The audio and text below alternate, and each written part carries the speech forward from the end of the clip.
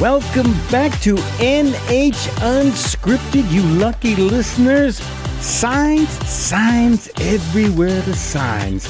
That would make me your five-man electrical band-like host, Ray Dudley.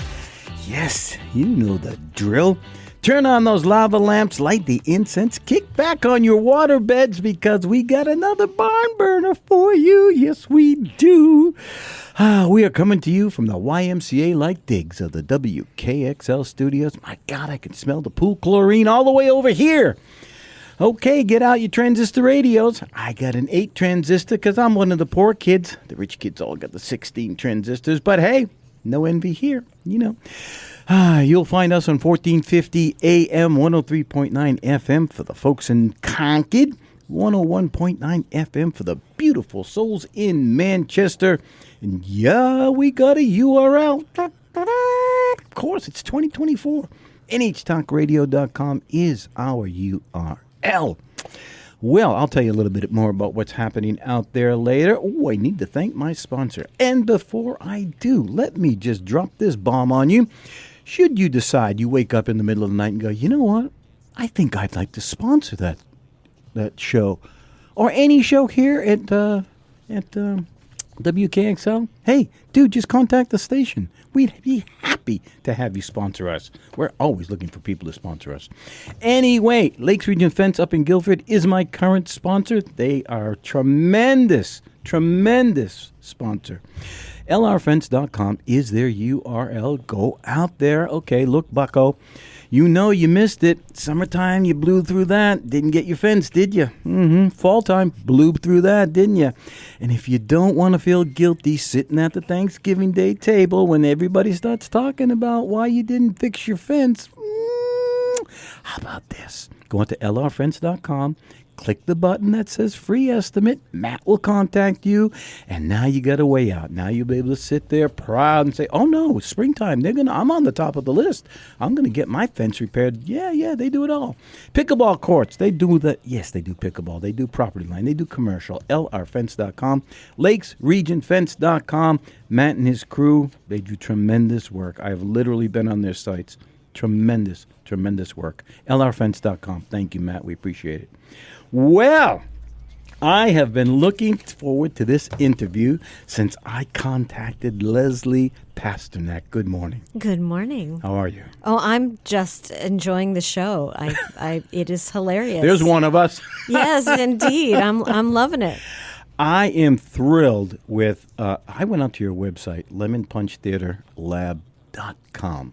It is filled. Okay, so let's before I start on that, because there's so much to talk about, give me some of your background because it is darn impressive. Well, let's see, my background. I practically grew up in a public television studio. My mom was a fundraiser for a couple of different stations and eventually New Hampshire Public Television for many years. And I grew up in the studio and occasionally in the radio studio saying things like, I know you love Peter, Paul, and Mary as much as I do. And I know you want this tote bag that I have over my shoulder. And so I grew up really loving the camera, but also loving connecting with people and being involved with community because this was volunteering in order to support something, greater than myself.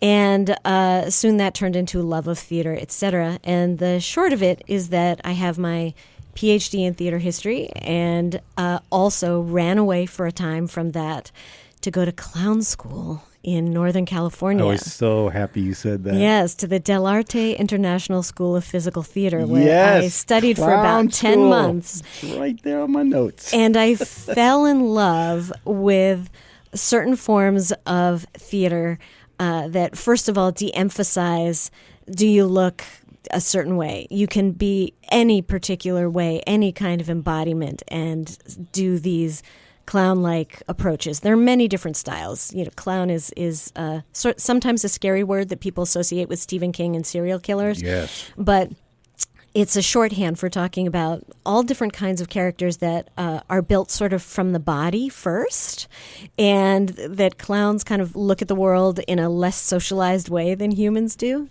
And I kind of think of them as like dogs, actually. A dog walks in the room and immediately you want to know what the dog is looking at and what the dog is smelling because they're just so in the moment and they'll do anything at any moment. And a clown is like that. Although I personally prefer the gentler kind of clowning. Hold it. Yeah, what? Where's the connection between a dog and the clown? How is that made? Well, okay. So dogs and autistic people and clowns have something in common. They have no filters on their senses. Everything is coming in all at the same time. And they have different ways of deciding what they want to focus on. Most of us neurotypical people, we might say, and I have a lot of neurodiverse, gorgeous people in my family, and a lot of dogs in my family. Most of us are focused on the things we should do. And we let all this, squirrel, all this other stuff, oh, what does that smell? Filter out. Right? We don't focus in on that. But you'll notice when a dog enters a room or a toddler, sometimes every adult in the room will stop speaking and just look and go, oh, how cute. What are they? What do you want? What are you looking at? Oh, what? Oh, do you smell something? Oh, do you see something? Suddenly everyone is looking at the child or the dog to see through their eyes, if you will. They want to know what that point of view is. And if you think about your favorite characters, because clowns are all over television, for example. If you think about like something like Kramer from Seinfeld or something, when they come onto the screen, what you want is to know what they're looking at and what they're thinking. You're seeing through a different lens. And that's basically all of the training of clown, is letting go of your socialized inhibitions about what you should be looking at, what you should be thinking, how you should interpret the world, and come into a space and just listen and look and see and even smell what's in the space. The clown also frequently doesn't have an invisible wall between them and the audience. So they'll look around the stage, they'll look around the, whatever it is, and then they'll look at the audience and maybe be really interested in the audience. Now, that's where styles kind of peel off. There's a whole genre of clown called bouffon that's the kind of critical, sometimes mean-spirited, really provocative, poke you in the chest, hey, what are you thinking kind of clown. Interesting. I like a gentler kind of clown. And it's partly because I married a man who really doesn't like actors coming off the stage and messing with him. I can sympathize with that. Yeah. And I don't really like it either. In fact, in the world of improv, we sometimes call doing something a little bit cruel to one person to make another person laugh, we call that pimping. So I don't enjoy pimping. But the kind of clown that I like is the kind of clown that enters the stage and is full of wonder and curiosity, and everything is new to them, and they find new ways of making their way through this little universe. The other thing, just to back up, that's wonderful about studying these things is the actor is creating their own material. As I'm sure you know, because you talk to a lot of actors and because you're a person in the world, in most theater or film or television, an actor does their training, has their experience, and then they wait for a director to cast them in something that someone else has written. Right. But when you go away to different forms of clown or physical theater training, you're frequently becoming an actor creator. You're being asked, what story do you want to tell? What character do you want to explore?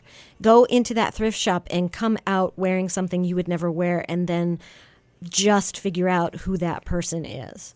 And that's really, really empowering, because a lot of actors sit around doing nothing, waiting for theater to happen. And in an environment like we are in New Hampshire, where this is not a professional theater town, most of us are doing it because we adore it. We're not making enough money to put food on the table. Most of us just doing theater. Let the church say amen. Yes, amen. And so many of the art's worth doing. We're doing it for the passion. And so many people want to act and get on the stage. And there are only so many directors directing so many plays. So people constantly say to me, how can I do more on stage? And I say, figure out what you want to do and build it yourself. So, crazy idea, right? Yeah, so that's very interesting. Okay, so for people who wonder why we're temporarily parked here on this clown thing, there's something coming up that I want to talk to you about in the next segment or two that you have done, which is brilliant. Okay.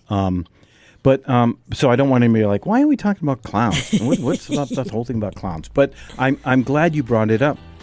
Really? We're out the first Wow, segment? it flew. Leslie, can you believe this? I know. Oh my gosh. All right, we're putting a pin in it right there. You are listening to NH Unscripted. We are coming to you from the NHTalkRadio.com studios of WKXL, baby. Leslie, how did I pronounce your name? Pasternack. Yeah. With a C. Yes. CK. It's in the house. We're talking more than clowns, but we're going to get to it. We'll be right back.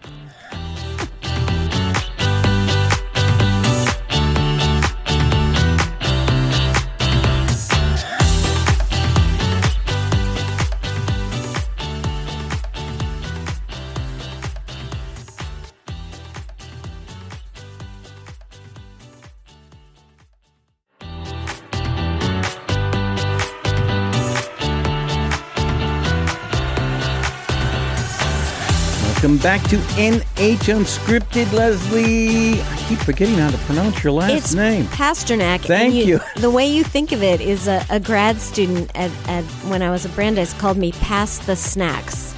Leslie Pass the Snacks. And how could I forget that? I know. And at the time, I was like so flattered that this older, talented male actor was calling me Pass the Snacks. And in later years, I thought, oh, yeah. But it's a good mnemonic to remember how to pronounce my name. Yes, it is. And I appreciate it. Thank you. I have not had all of my full amount of caffeine today. You were talking about clowns, clown school and all that. And one of the interesting things I think about that, to me, is the improvisational part of it and how in control the clown is. And I don't think folks appreciate, because it's hidden, the control they have is really, it's very subliminal. They come out, they seem innocent for the most part. You know, I'm thinking about Barnum and Bailey, that kind of stuff, sure. You know, where they're just literally clowning, but they are controlled. It's all measured. Yes. To achieve a certain outcome. Yeah. It's a really interesting balance. You have to train to have technique, particularly physically, so that you can, do, whether it's pratfalls or you're doing movement that can look silly but can actually be quite beautiful. That takes a lot of physical expertise. And you have to have structures and you have to know where you're going to go. But then within that, you have to be improvising every single moment, because frequently you have broken down that wall with the audience, and the audience may do anything. Right. They're kind of like a scene partner for you. So you have to be prepared to interact with them, you know, or you'll have something like I was on stage in a small, adorable theater that doesn't exist anymore, Stage Left Studio in New York City. And all of a sudden my show was interrupted by wild sirens. And so I just went into an improvisational conversation with the audience in my character of, well, what do we think has happened? Is everyone okay? Ended up doing a physical improvisation around the window, trying to see as much around out of the window and making that moment happen, because there was so much noise in the space from the sirens that there was no point pretending it wasn't happening. So there are people who would absolutely freeze in that moment because they're not ready. They're there to do a role. Yeah. And if they step outside that role, they're done. Yeah. They do not know what to do. Yeah. And certainly there are shows that aren't, especially if you're not doing a solo show, if you're in an ensemble, there are certain kinds of plays that don't handle that kind of improvisation. But I wish that more theater companies felt empowered to at least pause or hold and just acknowledge something is happening. Yeah. You know? And because I think for me, those moments are like when you're watching an extremely talented Olympic figure skater and they stumble. You're not like, well, I'm turning the TV off now. They get back on their feet and you're like, yeah. So those moments that remind you how hard they're working make you appreciate it even more, I think. I agree with you. And correct me if you think I'm wrong in what I'm about to say, but if they do it right and can control that situation, you don't actually know they've stumbled or that they've had that moment. Sure, there are plenty of moments of improvisation. I think you're going to talk about the solo show that is kind of the big hallmark of my yes, I am. last few years, Clean Room. And it's 35 minutes and then a little break and then 25 minutes of monologue, lots of movement, but there's text.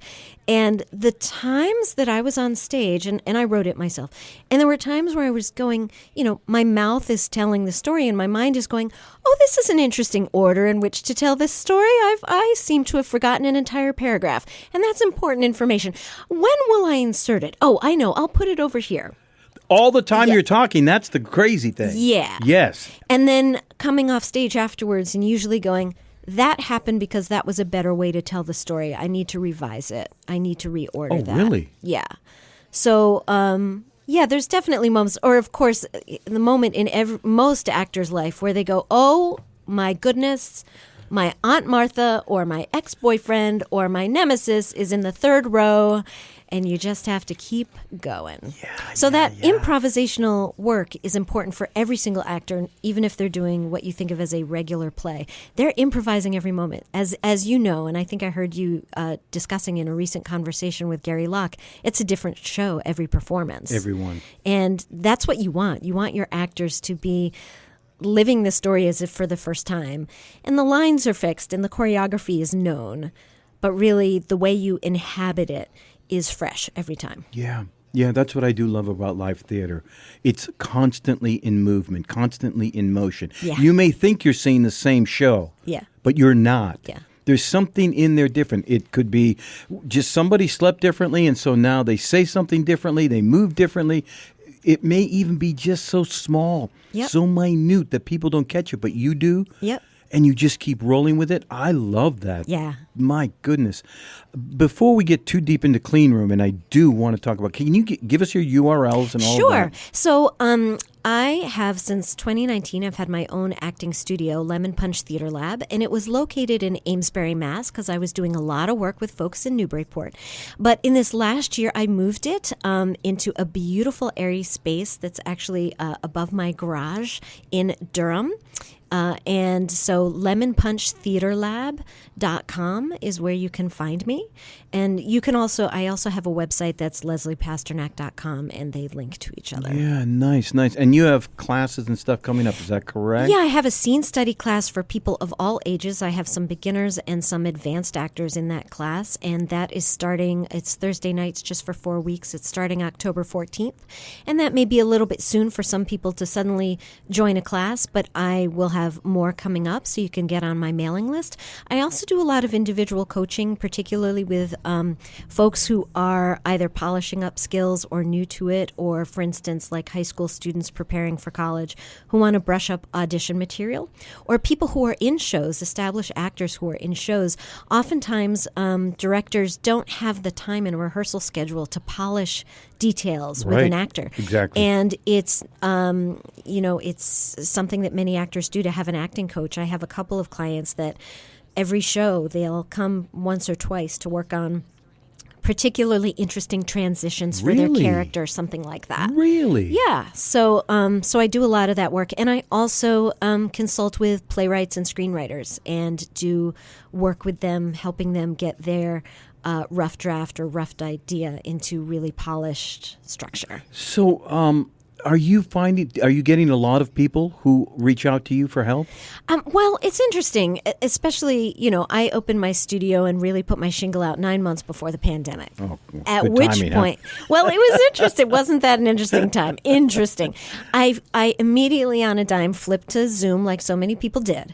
And that was fascinating because all of a sudden I was teaching classes, acting classes, physical comedy classes we taught on Zoom. It was hilarious. And I also started rolling out short play festivals. But during that time, because we were reaching out to each other through social media, etc., I had people from all over the country participating. And it was great. And then it was time to go back in the studio and pay that rent on that studio space. And all of a sudden I could only local people could participate, and a small group of people. And we had to be careful about COVID coming into the space. Right. So it kind of shrunk down again.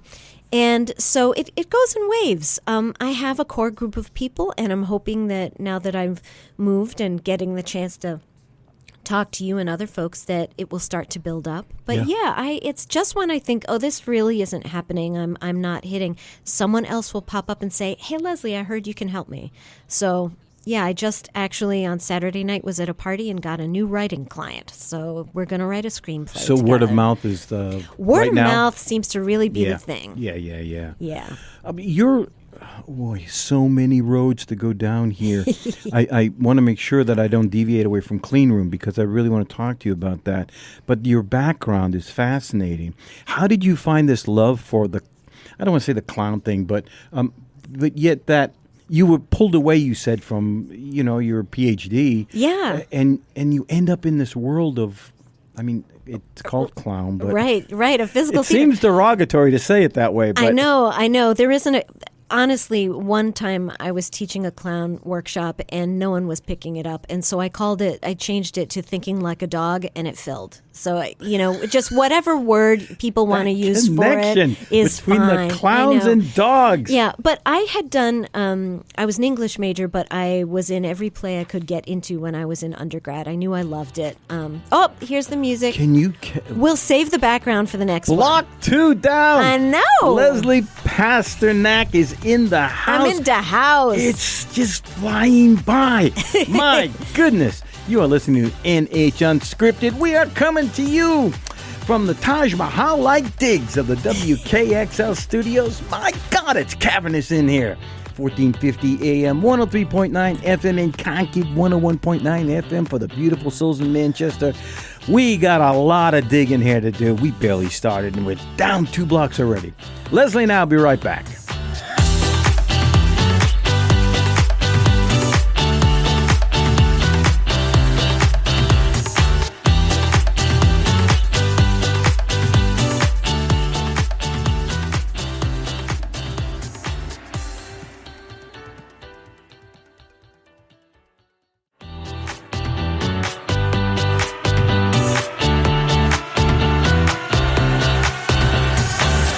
Welcome back to NH Unscripted. We are on the road to Shambhala. That makes me your 3-dog night-like host, Ray Dudley. We're coming to you from the Hollywood Square-like digs of the WKXL studios, where I love to sit in the center square. Ah, yes, loving the attention. In the house with me is Leslie Pasternack, and we are talking a lot of things. Yeah. Not making the connection right now, but again, between dogs and clowns, I'm not going there. I do want to hit on Clean Room. Okay. Tell me about how that came about, please. Okay. Clean Room is a performance that has 2 characters. They are differentiated from each other because I wear masks that cover just the top part of my face, stop with my top lip, and they are based on Commedia dell'arte masks. And that's a story for another day, what Commedia dell'arte is. We'll be inviting her back. But trust that it's a form that's hundreds of years old, and I was taught at clown school how to contemporize these characters. And I was really attracted to the characters who are the gentle fools. And I developed over time 2 characters, Brigina and Stupino, and I was using them in the classroom when I was teaching at university to interact with students. So I got to know them over time, and I wanted to know what was their full story. Could I make a show out of them? And the first question I asked was, who would these very simple people be if they were wandering around today's society? And I thought, they would be in a mental institution because they'd be misunderstood. They're simple, they are loving, and they would be misunderstood and misdiagnosed. And Brigina became a patient who'd just been dropped off by her brother in the lobby. And Stupino is a janitor who's lived there his entire life. And he notices Brigina and wants to put her under his protection in a very hands-off way, but just to be there, to observe. So the first half of the play is Brigina telling you her story, and the second half is Stupino telling you his, but then also you get glimpses of what's happening to her. Yeah. And you get the sense that they intersect, but it also leaves a lot of open questions. And I used it I wove in a lot of stories from my own life, including the fact that my father served as a flight surgeon in Vietnam, and that had a huge effect on our family. And also that my brother is an electrical engineer with a vast brain the size of a planet, and what it's like to be the younger female sibling of, trying to get the attention of a brainiac brother. And I just put it all in the pot and mixed it up and let myself put in lots of fictional elements and kind of follow the love. And it has a lot of humor in it, but it also talks about things like PTSD, self-harm, and janitorial prowess, and also, most importantly, the quest. Stupino has a quest to figure out what the fur between a dog's toes smells like, because it reminds him of something. Things you would not ever hear on any other show. I know. And it turns out he decides that it smells like clean dirt and pine needles and popcorn. But this has turned out to be very controversial because audience members will come up to me afterwards and say, my dog's feet don't smell like that. And we have long conversations. Really? Gets that interactive, huh? It does. It does. So the masks are gorgeous. Thank you. I made them myself. I learned to make them there. Yeah. What goes into that? Well, the masks that I make are paper mache, many, many layers of paper mache. They are built on top of a clay form that I build on top of a plaster cast of my own head, so it will be the right shape. Secret, I have a really tiny, tiny head, and most of the masks at clown school didn't fit me. They slipped right down. So I was very quick to say, how soon can I learn how to make some of these for myself? And then you put lots and lots of paint to make the images that you want on the outside, but also it helps thicken and protect it on the inside. And, you pop a little leather to protect the lip, or vegan leather if you can find it, and you put a little strap on the back and you put it on, and you look at yourself through that mask in the mirror for a while, and you spend time with the mirror to figure out who this person is and to build a costume and et cetera. And then you walk away from the mirror and you don't look at it again. At least I don't. When I put the masks on now, and I've had those characters since the late 90s, this is dating myself a bit, but when I put the mask on now, each mask has a different shape, so they feel differently on my face. They do. So when I put them on, my voice just changes to go with those masks. And I will just confess that I'm in an interesting time in my life. I'm older now. I have to figure out when I'm creating physical characters, I can't do gymnastics and stuff. So welcome to that club. Yeah. So what story does my aging body have to tell? It has as many stories as the younger body. They just look different. But something did happen to me during the pandemic, which is over time I've lost the ability to wear contact lenses, and I am legally blind. Oh, really? So when I wear the masks now, I cannot see.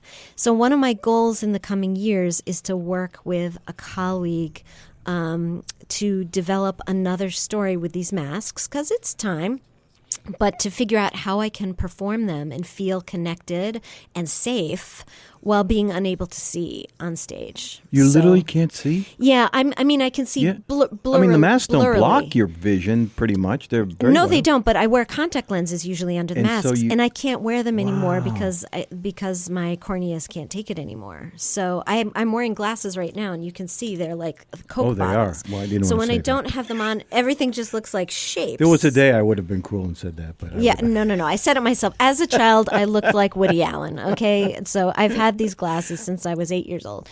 And so it's interesting. It's interesting to focus very much on the physical part of performance. And then, as I like to say, you look back at the road behind you and there are body parts strewn behind you. Well, that doesn't work anymore. Well, that fell off. So what stories do you tell out of what powers remain to you? And there's more nuance and there's more subtlety that you have to use because you can't do as many grand movements. Yeah. There's so much that's going on here with Clean Room, and I won't get to it all. But one of the things that why I wanted to speak to you was I had seen a clip, and the characters themselves were so you said gentle, and that was a word I was going to use. But I also there's an innocence and a It's beyond innocence. It's a childlike quality that comes across there. Innocence, it doesn't resonate. It's not pure enough to describe them. And I was captivated by it, and I thought, that's very interesting. I was like sucked into wanting to hear more. And it's only a clip, and so I didn't get to see the whole show. But it drew me right in. The voice affectations and stuff just were like so wonderful. You get into this simplistic little world with them very quickly.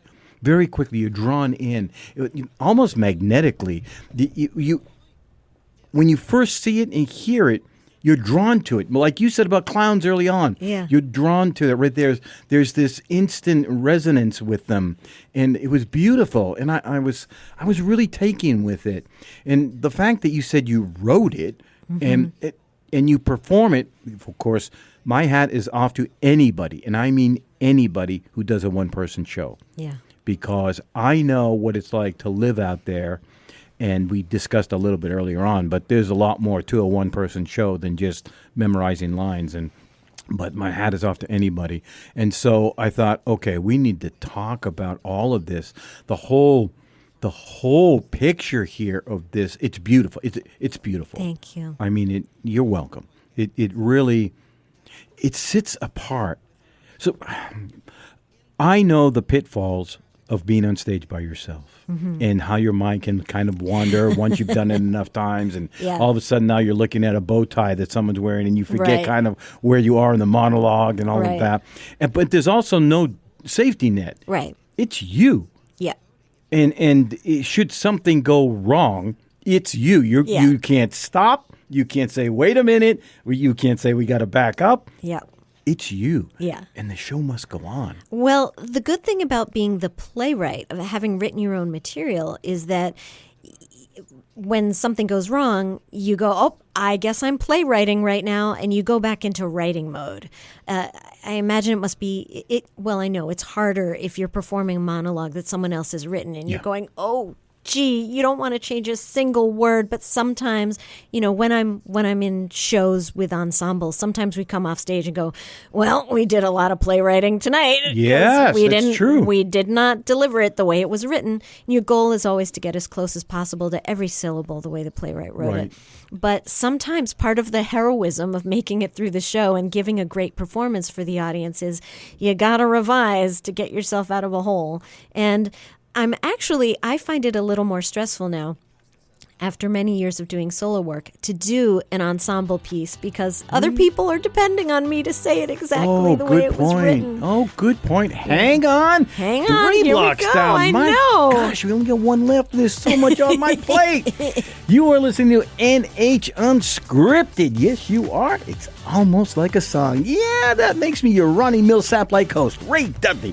Yeah, coming to you from the dating game-like digs of the WKXL studios in Concord.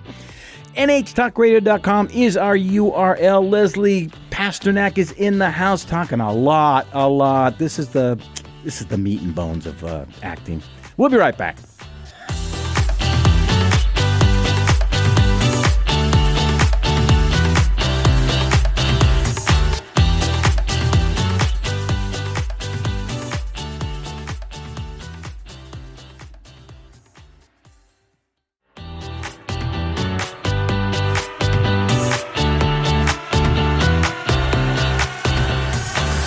We are charging through this, my goodness. Welcome back to NH Unscripted, where I know I'll never love this way again. I am your Dionne Warwick-like host, Ray Dudley. Yeah, coming to you from the Car 54-like digs of the WKXL studios in Concord. 1450 AM, 103.9 FM on your transistor radios for you in Concord. 101.9 FM for the beautiful souls in Manchester. If you happen to go on to NHTalkRadio.com, there is a listen live button out there. Can you believe that? Technology's crazy, is it not? You can listen to this show live every Wednesday and Friday morning at 9 a.m. Or hey, you click the button, you'll listen to something live, right? At all hours of the day. Anyway, Leslie Pasternack is in the house, and we are doing what I love to do, and that's talk the minutia of acting. Leslie, a couple of things here on my docket to get through. Oh, why don't you give your URLs and contact information? Are you on Instagram and all that stuff? Yeah, I'm on Instagram at Lemon Punch Theater. Gotcha. So, and I do spell theater the highfalutin way, Theatre. So, yeah, and my URL is lemonpunchtheaterlab.com or lesliepasternack.com. Beautifully done. You said that you are preparing for a show. Is that correct? Yes, I'm delighted. I've been doing a lot of work recently with the Players Ring, and we're starting in a couple weeks rehearsal for a show that I've been cast in called As Small as Stars by Will Murdoch. It's a riff on Peter Pan, and it's about what happens to the families at home when the kids are away and they're stressed out. But it's also very gentle. It's got that gentleness in it and Does it love. have a dog and a clown? I am playing the grandmother and Nana the dog. Okay. Okay? And it's How did I know? Yes, and it's directed by Kelly Connors, who has a background in musical theater and physical theater, and recently has been working on an MFA in directing. So I'm really excited to work with her. So is it a musical? Or is No, it is a not. street show? No, it is not. But it's a gentle dramatic comedy, and it has a little bit of magic in it, and it opens January 31st and it runs for 3 weekends. And I'm just really excited with Margarita Jacoby, the recent executive director. I have been trying to get her on the show. Margarita's really, really busy, but I get it. I'll talk you up to her because Thank she's you. fantastic. And I've also been doing some work with her, mentoring playwrights for their new play development program. I love the Players Ring. Yeah, the Players Ring is such a sweet little space. I love it. It's amazing. So one of the things that I love, it's beautiful to say you perform to a 700, 800, 900 seat auditorium or 1,000 people. It is. It's really cool. It's good for your ego to say that many people come to see you, but there's something equally as impressive about performing in like a 90-seat Intimate house. spaces. Yes, Yeah. I'll Yeah. take it every day of the week. Yeah, I've done shows at the Ring where I was stepping over the feet of Yep. people in the front row, and there's Correct. it's magical. I It's know. really great. We've performed there. I love that place. I just love it. Also, the kinds of theater that I like to do are a little quirky, and they don't draw huge audiences. Right. And if I was in a house of 250 people, I might have, 65 people come, and then it feels really empty and it feels dead. Yeah. But when you have a small house and you have it mostly filled or you sell it out, it feels fantastic. Right. And you can workshop stuff there. Yeah, yes. For folks who don't know what that means, you can take something in its rough Do staged form. readings and Yeah. different stages of it. Yeah, and they will do that when they have something that is minimally staged. They have a lower ticket price for it. It's part of the development program, and it's part of their mission at Players Ring. And many other theaters do that kind of thing too. There's a lot going on out there. My goodness, there's so much. It keeps popping up in my feed all the time. It's always changing. And the other good thing about it is because you get to see. I know I stopped in the middle of a sentence there, but my mind stopped. But you get to see a lot of people you don't normally see. Yeah. That go through there. Yeah. Now there's some who are there a lot, and they're kind of house actors or whatever you want to call them. But there are a lot of people, first timers. Yeah. The playwrights. That's Yeah. huge for a playwright to be able to put their work out there in front of a small audience, Yeah. and they get the feedback. And they get to work it, Yeah. and rewrite it and that kind of stuff. Yeah. You have a show about PTSD, is that correct? Yeah, this was a project, actually. I did it for about 7 years, and it wound up, the pandemic sort of stopped it, but it's something that could always come back again. Make Sure It's Me is a play written by a former journalist named Kate Wenner, and it addresses traumatic brain injury in military service members. And this was when we were first in the 2010s or so really understanding with the recent wars where IEDs were being used so much that this was really an issue. Invisible brain injuries that were going under the radar and creating havoc. And at that time, I was very much wanting to find a full-length show that would help bring civilian and military audiences together to have conversation. And so a producer who had a company called Act One named Stephanie Voss Nugent, she contacted Kate Wenner and said, Leslie, this is the project for you to do. So we directed a full production with 10 actors, 3 of whom were veterans.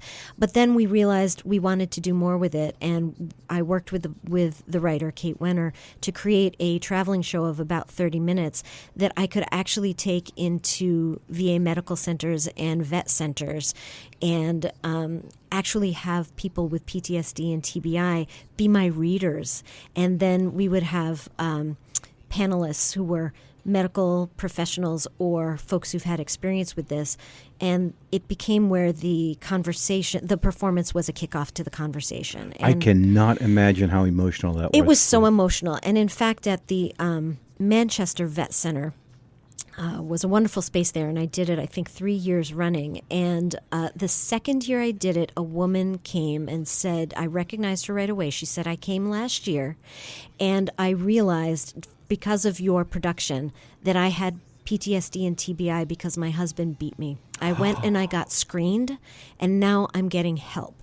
I had thought that this was just... I needed to concentrate. I needed to work harder. My life was falling apart. But now I'm better because I got screened and I'm getting treatment. I have no idea where to go with that. I know. It's amazing stuff. So I guess what I would just say is that as much as I adore performing and entertaining, there's also a place for the kind of theater that more directly is starting a conversation. Yeah. So, for instance, this reading that I did, that I directed and mentored for the Players Ring that just went up last weekend, it was called Sisterhood of the Survivors.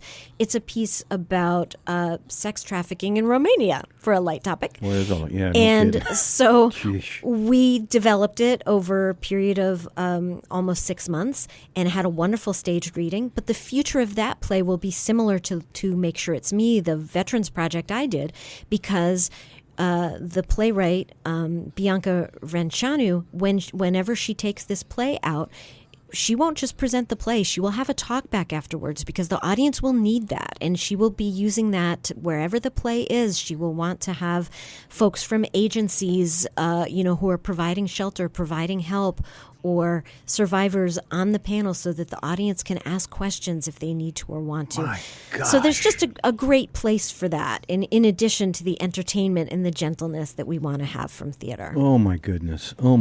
Hats off. I cannot imagine the emotional roller coaster anyone would go on who has sampled any of that. Yeah. Any of it. Yeah.